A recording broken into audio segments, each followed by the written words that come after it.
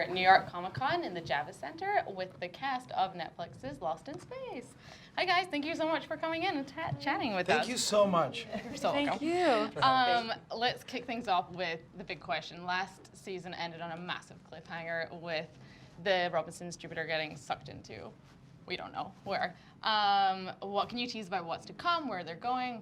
Is it really danger? I mean, we start the season 7 months after last season was left off, and you first see the Robinsons on this kind of toxic, maybe watery planet, and the main point is to follow their journey as they try to reach the Resolute. So I think that's the most important. Well said, Mina. Have you ever had a bathtub overflow? Yes. That's all I have. That's all. That's my hint. That was your original title. Bathtub Overflow. But yeah. Is everything just bigger this season? Does it feel like it just expanded? Much bigger. Everything's bigger. Everything. But still, it feels like at the heart of it, it's a family drama. It's about this family here and their interactions that could just happen in your own kitchen. Is that just as interesting? Well, minus the aliens. Is that just as interesting to you guys on the cast to explore those kind of dynamics? Yeah, I mean, for sure. Lost in Space, at its heart, is a family show. Even though we are in these extreme situations, the whole idea of Lost in Space is family. I love you, buddy. I love you too. It's really interesting, especially with a second season, to see the kids growing up as well, and you see this kind of triangular structure of a relationship and the ups and downs that comes with being siblings, and sometimes one sibling leads more on one than on the other, and then put that in this massive extraterrestrial world, and it's still human. It's still there. Totally. And how about the marriage? Is this in a better place, do we think?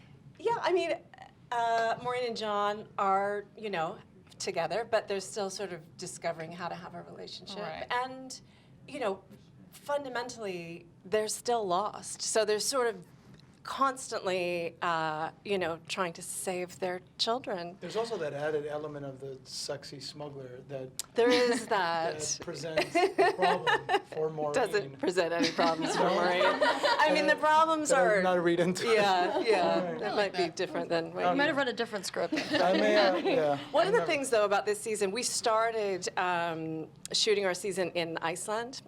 So we did a lot of our locations there. And so there's a kind of just scale and scope that is bigger and more otherworldly and wet.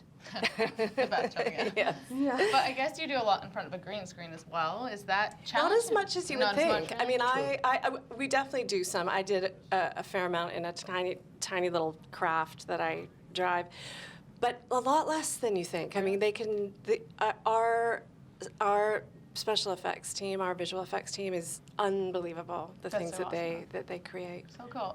So Parker, last we saw Dr. Smith, she was locked up. What can you tease about her journey this season? Do we find out more I about think her? it's safe to say getting I'm not revealing much. There was the writers couldn't keep me, and neither could Maureen, locked up in the airlock for an entire season. Fair. So I get tried. out. I do. I'm not telling you when and why, Okay, fair.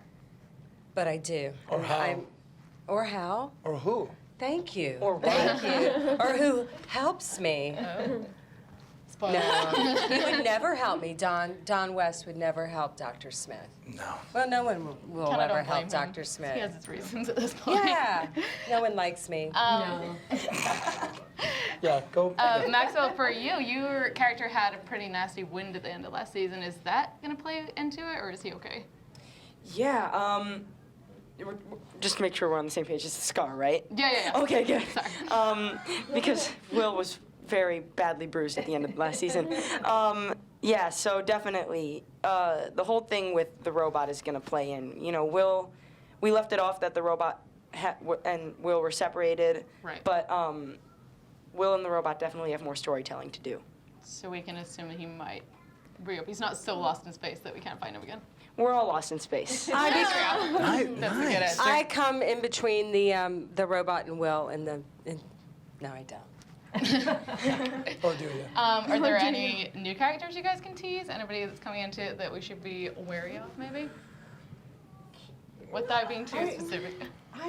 I'm not sure what we are allowed to say. There are some new characters this season. I think we're wanting them to be a surprise. Yeah. But we the Robinsons aren't lost by themselves. There's some other people that are They lost could have out been there. so big. Are there more flashbacks this season? Do we see more of you guys as a family and then the other characters too? No, Oh. I don't think so. Oh no, there are. Actually, there are a couple, yeah. There are some flashbacks. Yeah. You learn to talk. No, it's No, she doesn't. She doesn't want to talk. there's some flashbacks. You have there's little some you, isn't interesting- there? Yeah. She's yeah. We're forward. Okay, last question. If you guys were being evacuated from the Earth to a new planet, your family's safe, your friends are safe, your pets are safe, what's the one thing you take? Oreos, maybe? Oreos, yeah. Done. I would take happiness and peace on earth. Because that's been my one goal in life.